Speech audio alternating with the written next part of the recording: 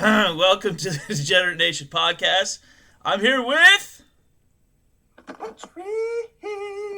Patrice is back. We're gonna get to where he was in a while. We're gonna jump in to a story I wrote about an event. I guess I made it an event anyway. So, but from 7 years ago.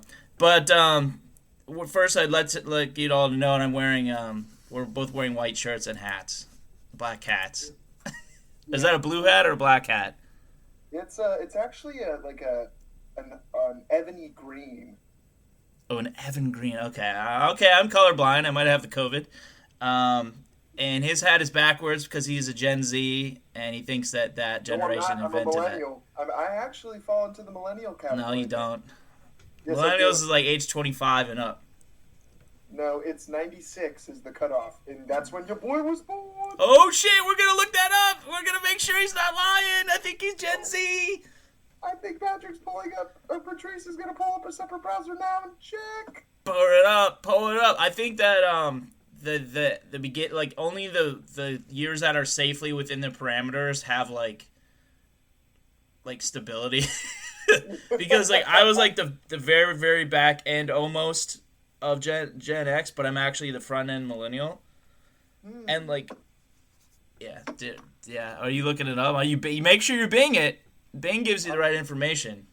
Bing told me how to it told me to Bing meditation today. I was like, are you fucking serious? I'm gonna learn how to meditate on Bing. That's amazing. Dude, Bing, Bing is, if we're looking for sponsors, so Bing, if you're out there listening. So Microsoft's going to sponsor us. We need, no, maybe just the search engine too. Just one guy. Degenerate Nation softball team from the Bing headquarters at Microsoft. Bing is in a barn in the back of Microsoft headquarters in Seattle or some shit. He's like, what the fuck? What's Degenerate Nation? Be like, I don't know, but they know who Bing is. And that's they like us, we like them. So I looked it up. I definitely fall into millennial. Really? Thank God. So, back to the point at hand. I'm wearing a backwards hat because I'm a millennial, not a Gen Z. God, Gen Z's are a bunch of crackheads. Backwards hats came from, fucking Gen X. Correct. So I'm stealing their shit. Well, we're all stealing their shit. They had the best shit. They had the original, angst. True angst. Because they didn't have to fight any wars. They're just, angsty for no reason. Their parents were latchkey, or they were latchkey kids because their parents were, divorced or, working. And so they couldn't have a normal childhood. Yeah, because I really had a normal childhood, and I wasn't a Gen Xer. Real normal. Yeah, me too. Well, we're biologically fucked. Not we weren't failed by our families as much as just biologically fucked. Yeah, it's a good point. Our brains were set up from the get-go to be dysfunctional and be our own worst enemies. Cystic stimulation where we shouldn't. And I'm going to jump into that right now. So this piece, originally published on some lifestyle site that never paid me, and I don't think they exist anymore. So here we go. It's called "That Time I Got Wasted with Cisco on a Weeknight at a Shitty Bar in 2013." Ever seen Cisco perform the thong song live at a shitty suburban bar? I have. At least, I think I have. I was drunkenly manic enough to have completely hallucinated one of the greatest nights of my life. My own personal VJ day. The night the dragon entered my male pixie heart through the back entrance of a shitty bar, sang the thong song, and vanished. The instant I discovered that Cisco would be appearing in this affluent suburban mecca, famous for its proliferation of aspiring yuppie bros, tapas restaurants, and aging Peter Pans like myself, I knew my life would never be the same. So naturally, I prepared for the arrival of the seminal artists of the Y2K era by supercharging my already fucked brain chemistry with booze. Tons of booze on a weekday. I pounded four $1.50 craft beers at a happy hour down the street, failing to pull two attractive 20-somethings into my web of Cisco enthusiasm. Next stop, an empty, sometimes karaoke bar where my buddy and I air-thrusted at each other over 90s dance music, my dear cousin recording us for posterity and or a potential intervention. Then I met my co-uncle, my brother's brother-in-law, in an exorbitantly long line for the shitty bar that had been magically transformed into the hottest club in any minor city ever by the magical holy power of a swarthy, diminutive one-hit wonder. My co-uncle and I guzzled vodka from his Sprite bottle, reality slipping further away with each guzzle until it became but a mere memory. I awoke in a happier place, where unicorns were real and there were no tomorrows. I awoke in Cisco Netherworld, and I never ever wanted to leave. We time-traveled to the front of the line, ushered into paradise by a bewildered bouncer. Fuck fire codes, they were going to milk Cisco Night dry. I was majestically hammered by this point, but too amped to slow down. I felt the gurgling anticipation of the crowd around me. I felt their electric heartbeats. I wanted to consume everything all at once. I was a dodo bird reborn. A drunk, super drunk dodo bird. Drunk and cheap enough to go full stealth mode, slinking around the shitty bar like a drunk ninja, bogarting half-empty beers, never detected, never satisfied. If you took your eye off your beer for a single moment, the beer ninja was there to snatch it. My stealth supremacy bolstered by an uncontrollable avarice, an overzealous thirst for life, and for beers that did not belong to me. The top of the bar, tables, the men's room, no place was safe from the dreaded beer ninja. I was an artist, nay, superhero at the apex of his powers. This was Cisco in the suburbs, goddammit. There were no rules, no boundaries, no shame. I have never been in love before, but I was dead certain I would meet the one true love of my life, my forever everything, drunk as fuck on stolen hooch. Two lonely souls morphing together on the dance floor as the dragon breathed his sweet lyrical fire all over us. Cisco was coming to change my life. Cisco would heal me. A cacophonous roar pulsed through my cramped sweathouse kingdom. Cisco entered through the back door, surrounded by his much taller security team. Yeah, Cisco still has a security detail. Who knew? I squealed like the woo girl I was, and I felt the dragon's presence wash over me like thick smoke. Suddenly he took the stage and sang a Drew Hill song nobody gave a shit about, yet the vigorous spirit of the crowd glistened with anticipation of what would quickly follow. I felt achingly, screamingly alive. Cisco finished his needless Drew Hill track and launched into his masterpiece. Let me see that thong. All I remember from that point forward was screaming, "Let me see it! Let me see it!" Groaning, "Baby, make your booty!" but not finishing the lyric. Jumping up and down, wooing, and standing around like a lecher after last call, Cisco-less, waiting for the magic switch of everlasting love to flicker on and light my heart as I trudged over broken Bud Light bottles. I didn't meet my soulmate that night. Or maybe I did. Maybe Cisco was my soulmate and I let him get away, disappearing into the dark suburban night, gone forever. There you go. God, Cisco in the suburbs. What a fucking story. That's what hypomania feels like. Dude, I love it. Yeah. Man, even the beers in the bathroom, that's one I haven't done in a while. No. But You've done that before? Oh, it's been done. Yeah. Oh, Yeah, it's just like, whatever, fuck me, and this is funny. It's only funny to you. Everyone else is like, oh god, he's doing that again. He's drinking bathroom beers. One of the people I went to Cisco with, like, I surprised with a stolen pitcher of, like, some pineapple, like, liquor or something. Like, a whole fucking pitcher. There was a table full of Persians who probably would have murdered me and got away with it. And they weren't paying attention, so I was like, whoop! And I, like, ran up the stairs, like, 3 flights of stairs in this fucking club called Ozios in D.C. And I was like, I got us some booze. They're like, oh, thanks, man. Like, yeah, I didn't pay for it. Yeah, you could have easily taken that and been, oh, yeah, this is me. This is Andrew being gracious and courteous and kind to his friends. Nope, I stole it from a bunch of Persians. Yeah, I stole his Persian liquor. Yeah. So that's, I mean, and this is in my 30s. Both of these things were in my early 30s and like 30, 31. That was a crazy time. Like, I didn't slow down. I just invented my own speed. No one else was doing it, and I was doing it. I was out partying the 22-year-olds, you know, like no one could handle. Nothing stops this train except mental health. Yeah, Acknowledgement. You know, it stopped. Yeah, it fucking stopped. So I'd like to segue from that into what you're like. You didn't get down the road far enough, like behavior wise, like outside of your own house wise, to like start being a beer ninja and shit like that, and like thinking you're gonna find your soulmate while you're stepping over like broken bottles. But you got far enough that you decided to vanish for a while. Where have you been? So correct. So Patrice, and we'll keep the moniker for posterity. Patrice, on the other side of the mania spectrum, found himself in a lowly, abysmal, dark butthole type place. A dark butthole type place. And he was looking for solutions to life, looking for answers to life's questions. And he found those answers in a couple people. And their names were Jack, Jim, and any other fucking type of wine that has a first name. You were drinking wine and Jack? Dude, oh yeah. So, Patrice, I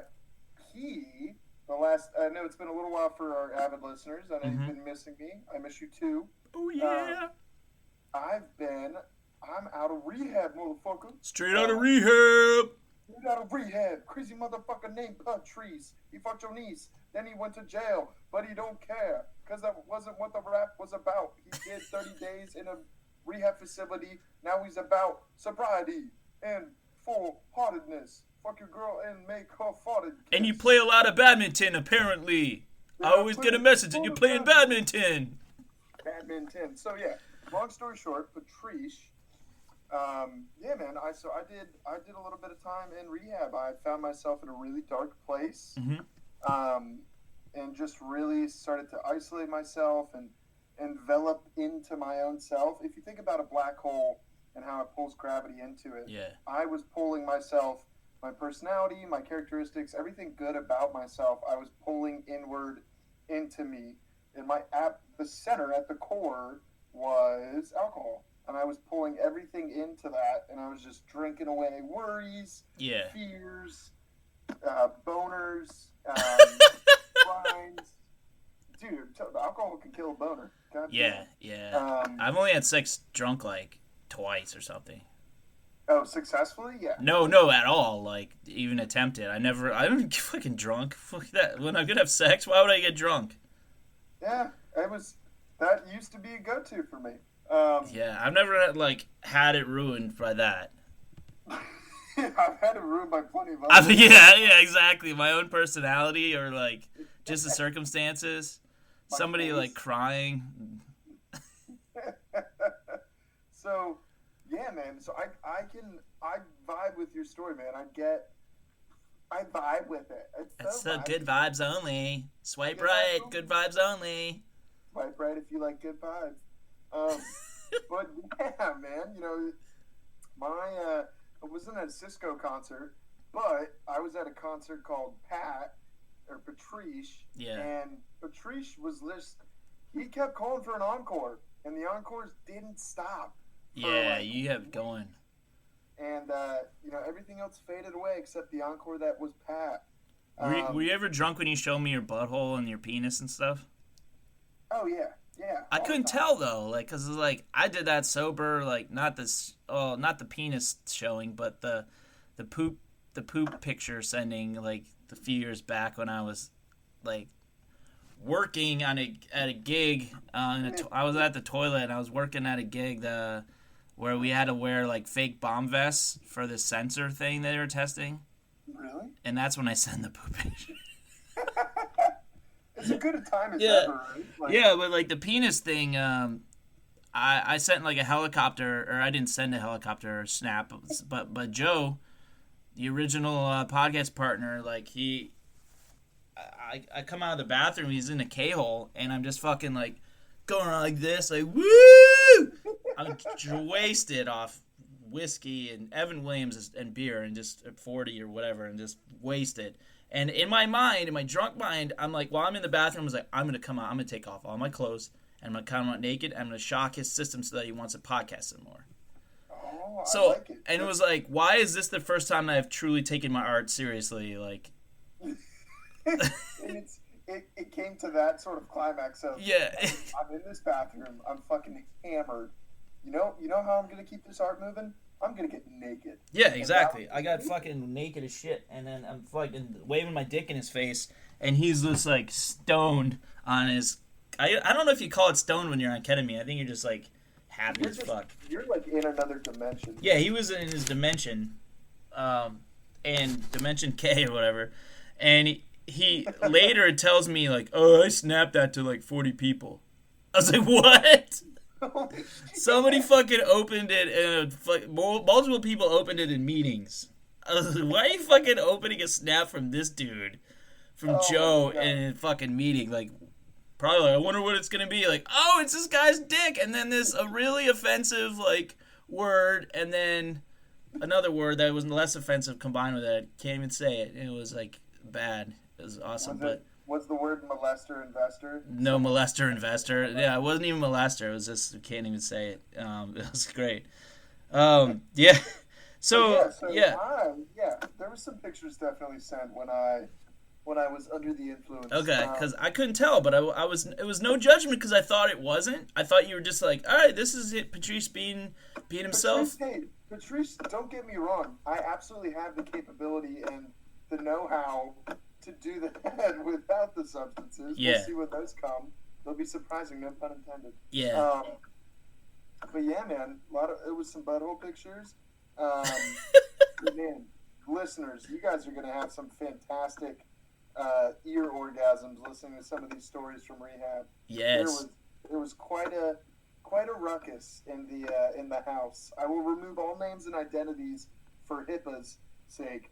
But, oh my goodness, there was some good shit. Hippo was a heroin addict. Yeah. Yeah, he OD'd in the shower. He said, I'm going to make it shower. And that needle went too deep and it showered, but it was blood. Oh my gosh. Is he still alive? No, he's long gone. R.I.P. R.I.P. R.I.P. to the competition. R.I.P. to my HIPAA B. He did heroin when he tried to pee. So you're going to have to make up names for these people on the fly, or just going to have to be like, it's hard to tell stories about people, right? It is. Yeah. No, that's doable. Well, we can have some brainstorming sessions. Okay. But, yeah, man. 27 days, so not around 30. Okay, they let you off for good behavior or bad behavior? I mean, why not both? Or COVID or whatever? Or they're just like, all right, go catch COVID. Yeah, go. Come back. Go relapse. Come back. Yeah, the 3 days. Like, I would have been fine with the 3 days, and you fucking let me out. This is bullshit. I signed up for 30. Yeah, oh, like, 27. Really, you're blaming that. You're blaming that. You're like, yes, I am. I'm fucking insane. Obviously, number one. Okay, I asked for 30 and you gave me 27. I don't know what to do with What'd you do with the next 3? The next 3, dude, crazy binge. Just an absolute gut wrencher. No, I came home, kind of reacclimated to society. That process is still going on, just because I was so used to desensitizing myself and isolating. It's a nice like reacclimation point though. Like we're still under this like these restrictions, and you're still with family, and so which can be kind of a trigger, right? But like also like we don't have to go anywhere, and that's also a trigger. I realize. So never mind. That's the thing about COVID, man. It's this like double-edged sword. Like it was definitely a catalyst for me. Getting to the point where I am now.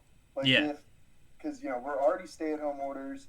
You're already isolating, and then take isolating and then put it to the nth degree by adding alcohol and mental health issues on top of that. Yeah. You create a frickin' petri dish of like darkness.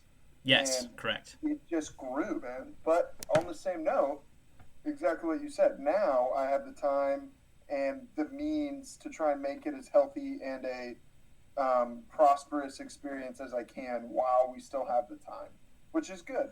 We're going to have the time, apparently. We work at the same place, and we're not working there anytime soon. Yeah, we're not fucking working shit. Yeah, so ask me what I'm doing. You asked me, you didn't. But if you were to ask me what I'm doing with my time, dude, I've been jerking off a lot. Nice. I bought a couple premium memberships. I think I got put on a couple lists. Oh, yeah. You know what? Brazzers Hall of Fame list. Brazzers sitting in the Hall of Fame. Yeah. You're on like the beta testing for their hologram porn. Yeah, I got a VR goggles. Yeah, for the money shots that just splash on your VR goggles. So I mean that's funny though. Like that provides an image, you know. It's like, what is he doing? Jerking off a lot. Why? He just got out of rehab and it's like his dick works again and like. That's one thing. I didn't rub one out once while I was in rehab. You didn't jerk off in rehab? No, dude, it was weird. I didn't want to. My dick didn't like the environment. Were there other people jerking off in rehab? Oh, totally. The go-to place was the shower that everyone used. Oh, can you imagine just cranking in a communal, like, fucking crank shower? Dude, the thought had crossed my mind numerous times, but I didn't cross that bridge while other people in the house are, like, fucking pushing each other off the bridge to get across. Yeah. Jeez, because you got to think, like, at least half the people probably have type of manic tendencies. You know? Oh, yeah. It's not always a prerequisite, but it's like half people. I mean, it's probably a lazy statistic that I'm citing, but I've seen studies or whatever. It's like around half the people that have a substance abuse have like there's comorbidity there with like mental health issues like bipolar or like depression or schizophrenia or anxiety or you know. Yeah, no, totally. Great. I think one thing that I've thought. I mean, I've always been like an anxious kid. Yeah. Patrice is anxious, if you can't tell from listening to our podcast. He's anxious, yeah. I was always anxious, but, one thing that I've learned is a lot of, like, using and trying to, like, desensitize myself was to deal with, like, the mental side. So, in my opinion, they almost go hand in hand. They do, yeah. If you have... I don't say drug and alcohol abuse because alcohol is a drug and it's fucking redundant to say drug and alcohol. Yeah, drug abuse, yeah. Yeah, so drug abuse and mental health issues. I mean, they're coupled. So, you're making your life a whole hell lot easier if you knock out one of them. And you can't get rid of your mental health issues. They're there. You can try and treat them, but you can get rid of one side of that equation to try and grow the other side. So that's what I've been trying to do. Yeah, it's like putting the focus for, like, really, honestly, like a couple of years, primarily on that. Yeah. It's going to be challenging, but like, I mean, I didn't necessarily get better when I stopped drinking, but it's like that part of my body got better, like my liver and my brain, and like as far as like the connection of wanting to go out and like do that, and got like they went away, and then it's just like you're stripped of that. You realize like where your values really are, how far off you are from living with them or living by them, and then like what you are interested in outside of that world. And I applaud you for doing it a lot earlier in your life because you have more time to develop those things like while you're still kind of like, but you can like go out and do all these things. And you're probably on half of them at least. You're going to be like, that was okay. That's fine. But some of them you'll be like, I really enjoyed that in a peaceful way and like, or like a more than peaceful way. Like I'm going to go out and do that. And you have, more time to go and do that than you would have had where you're only when alcohol makes you like be like subservient to alcohol. I think alcohol makes you put on blinders. Yeah. Like everything loses, everything loses. If you're listening, picture yourself with blinders on like you're a fucking horse. Your name is Sebastian, and you are a fucking... and you have blinders on. All you can see is the fucking cobblestone road of shitty 1800s Boston in front of you. Now, when those blinders come off, other things come into view. But alcohol, those other things didn't come into view until I drank. So it'd be like, podcasting, playing video games, doing these things that I enjoyed, but it got to a point where I was only enjoying them truly if I had something else in front of it. And so I think removing the alcohol side from it, it's definitely grounded me. So I've been able, and it's a cool experience. Like, you get to see the things you actually experience. You get to realize or have a perception, a newborn perception of, like, the things that are important to you. It's a dimmer switch, but you're not realizing the light is still on. It's still a light on, yeah. I like that. Yeah, you like that shit? Yeah, dude, that shit's fucking dank, dude. Dude, that was a dope analogy. Or simile or metaphor, whatever that was. I forgot I failed English, but whatever that was dank. I like light switches. Yeah, well, and I don't think you'll have to like worry about people being in that dimmer switch because you don't know as many people, you know? Yeah, I'm a fucking loner. Yeah, you're a loner, you're an introvert, and like you knew more people from school, and that's already faded a bit, right? Oh, completely. Yeah. I'd keep in touch probably with like 2 people from school. Yeah, So, I regularly in touch with no people from school. From college, one from high school, no, 0 from college. But I have some friends from a couple friends from college. I just don't, I'm not in touch regularly, but you know, and okay. it's not like these. The reason I went to had like a reset. You know, rehab is definitely a reset. It's not like these problems came out of nowhere, right? They've been dwelling and they've been issues. So the logical thing, oh, those same issues and that kind of behavior was probably going on at school. So I think it's a good thing that I don't have, you know, a lot of connections back to school. It is, yeah. Honestly, yeah. Like, and you're not like you don't have the and I imagine that you don't have anyways. Can't like read your mind, but oh, I wish I could. Oh, I wish I could. I know. But like you don't have those like the idea like these people are occupying like a spot in your brain. And you have to decide whether they're worth trying to contact and this and that. Because that for me that was part of it. It's definitely part of it. Yeah, it's part of it. Like the more people you know, the more you're like, how much do these people contribute to my well-being versus not? And like, it's a tough thing. You do a mental. I completely agree. You do like a mental accounting, for a lot of things in general, but for people especially.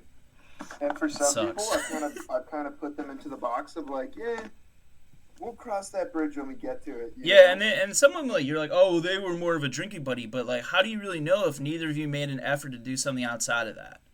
You know, they could have been like a really cool person. Yeah, totally. But that's a good point and something that I didn't, you know, haven't really thought of. If you're already cutting someone out without even like giving them a chance, then it's kind of fucked, you know. Do something like super boring with them and see if you still have a nice time. And you know, it's like go on a sober date with a friend that was not a sober friend, and be like, hey, what's up, man? Listen, like I did this, and you know, we had some good times, but I was wondering if you wanted to just do something chill, you know. Yeah. So ask out if you're listening and you're getting over drinking or other drug use and you're trying to reconnect or determine whether or not you should connect with people that you used to hang out with. You'd be like, hey, look, let's just do this. Like, oh, you want to get some drinks? They'll ask you, and you're like, nah, let's have a picnic or whatever. Go for a walk.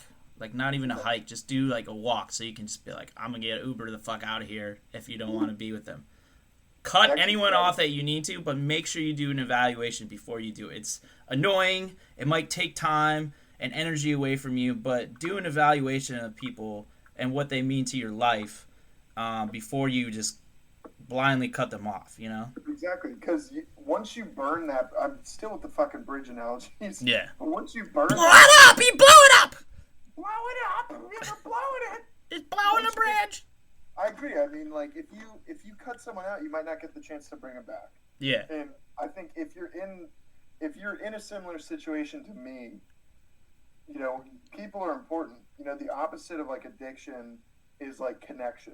You know, sobriety as well. That's what they tell you. Yeah, it's true. I think it's true. So yeah, it's an interesting point. I'm fucking grateful for this podcast. I'm grateful to have you as a great dear friend of mine, Patrice. You know, wise he is. Patrice, only here. Yeah, exactly. It's like an exercise in preventing loneliness, like 1 hour a day or whatever, tops, you know? It's like, you got that going, even though it's staring at a screen for now, like, it's not always going to be that way. So we'll talk through masks into the darkness. I was born in the dark. Raised, you were merely raised by it. Yeah, man. So life is looking up, in my opinion, which is great. We've got a lot of things on the horizon that I want to do.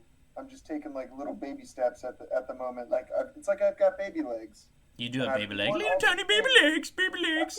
It's like watching a kid with their first steps. You know, you're just like, oh, that's so cute, and then they fall on their face. And you're like, that's even cuter. You know, because you're gonna fall on your face on some stuff, so you might as well like tip not necessarily tiptoe, but like try, but have an anchor. You know, Yeah.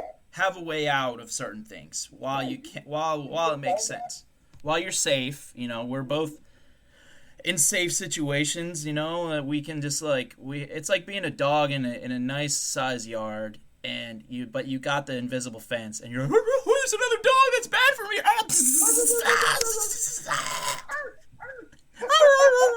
And you go back in the house, and you take a piss on the carpet, and you get yelled at by your parents, and like whatever, it happens.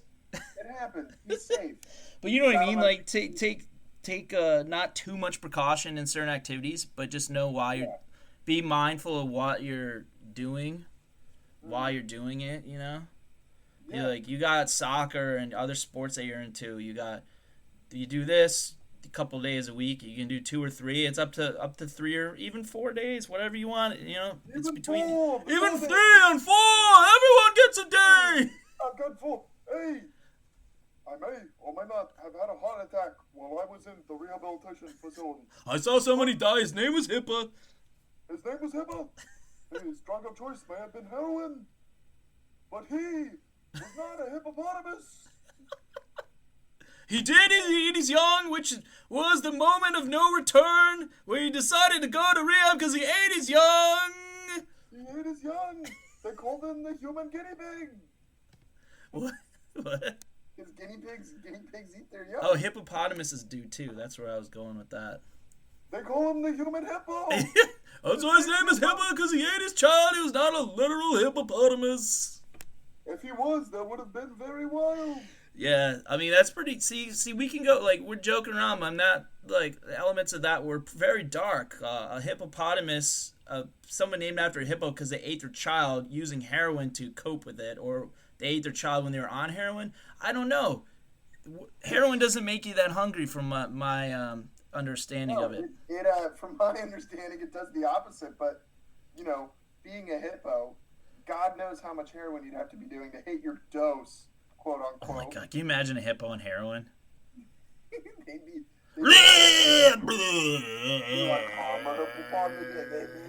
hippopotamus! Hit me again! Hippopotamus! Oh, man, did you hear the Nirvana classic album? Hey, man. Get out of my pond, man. Man, that's my pond. I'm so hungry. I'm so hungry, man. I've been on this bender for 4 days, man. Being in a zoo sucks. New life goal is to go around to zoos, find hippos, and just toss them little baggies of, like, opium. Yeah, just have to do opium, and they just fucking belly up, and they're just chilling, like...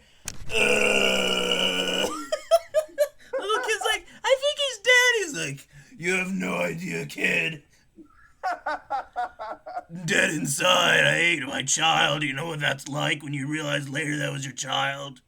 No, you feel really bad, and the only thing to help you cope with what you've done is to have more heroin. More of that sweet H.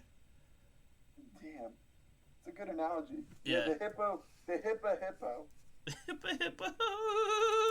The hippo. He's got nipples on his belly, but he's got heroin in his veins. Ooh. I don't know why. I'm sounding like Christopher Walken, yeah.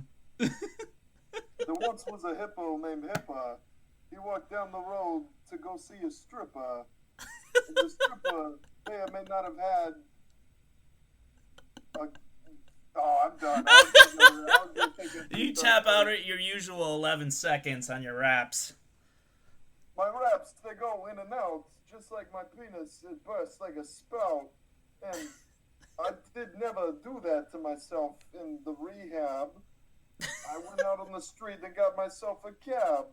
Now it's gone down the road and I'm looking for blow. And I don't know if I'll find any, so the cab begins to slow. This sounds like Edgar Allan Poe, except it's not. It's Christopher Walken, and he's looking for a shot of vodka, of orange juice. Maybe make it a screwdriver. Hey, what's a screwdriver? Have you ever seen a hammer? Patrick was in rehab, but not in the slammer. Yay! That was your best rap yet. Snaps for Patrice! That's for Patrice! Snaps! So, speaking of snaps, didn't you also get to do, like, performances while you were in rehab? That was one of the coolest parts. I'll omit the name, even though they probably could use the fucking publicity. Yeah, the Cambodians are gonna flock to this rehab center in suburban Virginia. Hey, dude, it was pretty cool. I heard dude, honestly, I'll let you finish in a second, but I was seriously jealous. I was like, I just went when I was like super like down or fucked. I went to that outpatient facility and I felt worse. Yeah. But you got a different experience of healing from what it sounds like, and I was like, dude, that sounds awesome. Dude, it's something it's almost the types of activities and therapies that were done. Yeah. They really are beneficial for anyone. Yeah. You peel back layers of yourself, and it makes you a better person. And I think to constrain that or only have that available for people that are suffering from addiction, even though they're also coupled with mental health issues, is like unfair. Yeah. It's like an unlockable character that you only get after you lose in the game. Rehab, the ultimate unplayable character.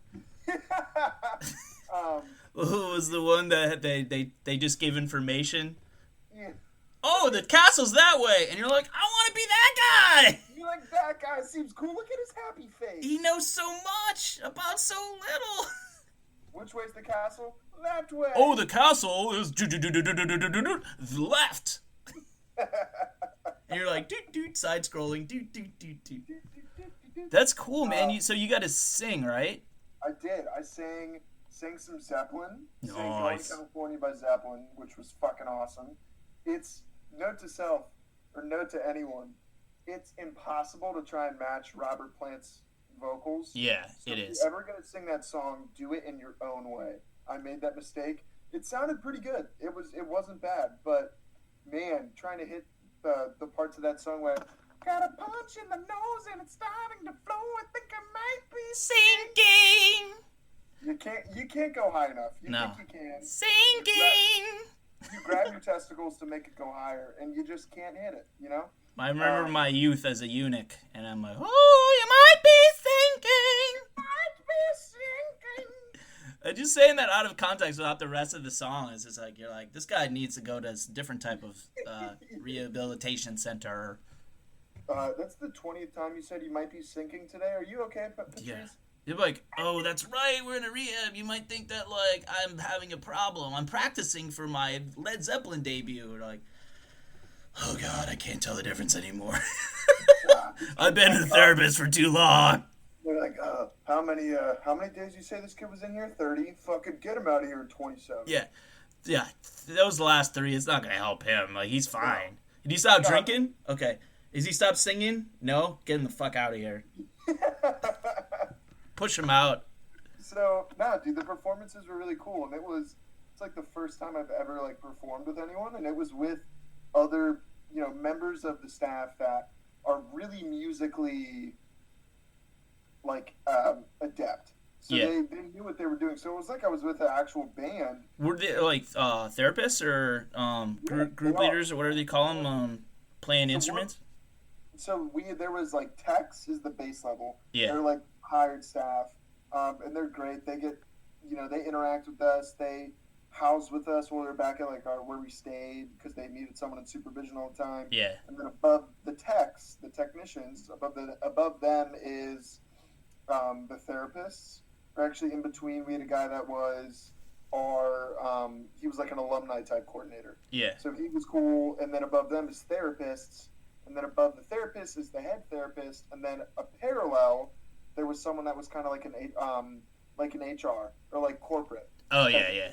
So that makes sense. We had one of them was on the piano, and then one of the therapists, really cool fucking dude, he was on the guitar. And so we tried and killed it, man. It was nice. Cool. Did that. Then we did that Buffalo Springfield song that's like For What It's Worth? Yeah. I think it's time we stop. Children, what's that sound? Everybody look what's going down. While you were literally missing what was going down. Yeah. Like in the world. Like well, that's the thing. We weren't able to like visually be a part of that out in society, but we knew it was going on. Oh, you did? Okay. How'd you find out about all that stuff? Through TV or? Yeah, smoke signals primarily. So, Black Lives Matter smoke signals. Yeah, and go figure, they use white smoke. Yeah. It shows up. It's different than the regular smokes. The smokestacks of DC. And then every once in a while they'll get crazy. We saw some rainbow smoke one time, and that was all the gay guys in treatment lost their shit. Yeah, literally lost their shit. They pooped on you, actually. Yeah. And you're like, I'm in rehab. I'm finding out new things about myself. I didn't think I liked being pooped on. It turns out I definitely don't like being pooped on. Yeah. That is a affirmation if I've ever experienced. Affirmation, a positive affirmation. Thank you for this opportunity to learn about myself. And they're like, yeah, I shat on you. You're like, yeah, man, you got a needle? Yeah, you got a needle? Like, no, I was testing you. Good on you for not bringing needles in here. And I was like, but I do have one. Oh, shit. So you found ways to, like, even though you enjoyed your experience, to, like, subvert your experience, like, while it was happening? Or, like, more so, like, afterwards, like this? So I did. I was blessed to have some really cool fucking people in there with me. Yeah. Who made the experience to like 20 times more enjoyable. Interesting. So not only like they help the days go by faster, but like having someone to like connect with like really deeply. Because when you're in that type of setting, you shed all these barriers away, and you get to know someone through like their deepest and darkest shit that they've dealt with. Yeah. And that's like the foundation. So everything else that builds up upon that, you already have like a relationship built from the start. So it's really easy to form relationships with people. Mm-hmm. It's pretty fucking amazing. Yeah, it's like, you know how like if you're wasted, you go, I love you, man, I love you too, and then you forget about it, like, or they forget about it, you don't forget about it, because they're not that one of the problem, you're the one of the problem, and you remember that, and you think you're close to them, and you're really not. Yeah, but when you're stripped of all those things, the substances, and you're like, this is my pain, oh, that's your pain, okay, cool, well, let's not bathe in pain together, but like let's find a common ground that's not that, but is like sourced from that. Yeah, is what I got. Exactly, it's the source from that. We're not bonding over the fact that we both were pieces of shit. We're bonding over the fact that although we used to be, we're striving to do things better. So it's like it's the ability to come from a point of understanding with someone else, which is cool. That's awesome, man. Yeah, man, it didn't hurt to play some fucking Zeppelin either. Yeah, Zeppelin, baby. And Achilles' last stand. That was Patrice's last stand, was against alcohol, was in the rehab facility. You got any final thoughts, sir? I know you got to get rolling. Yes, I do here, but you know, hippopotamus, they have problems too. Hippo pain is real, okay? Oh God. But rest in peace to Hippa. Came a long way. Yeah, he came a long way. You lost the fight, and that's okay. And also, congratulations, Patrice, for earning your necklace that you got there. The whatever they got guitar picks instead of chips, which I think is really clever. It's really cool. Which is unique. Cool. I mean, I wear this shit every day. Yeah, it patterns with the uniqueness of the experience you had, which is great. And R.I.P. to my old drinking issues, and you know, I know you're gonna get to where I'm at, and but I think you'll be more cognizant of how great everything is without it, and where I'm just like, well, I went pretty far down the path, so it's like that was a path. Now I gotta find another path. But I applaud you and then a couple other people I've known that have done it at a younger age, had more self-awareness, and I think that's fucking great. And I think you could be a role model to people. Thanks, man. Not just our listeners, but like people that society hasn't given up on. All right, man. Peace.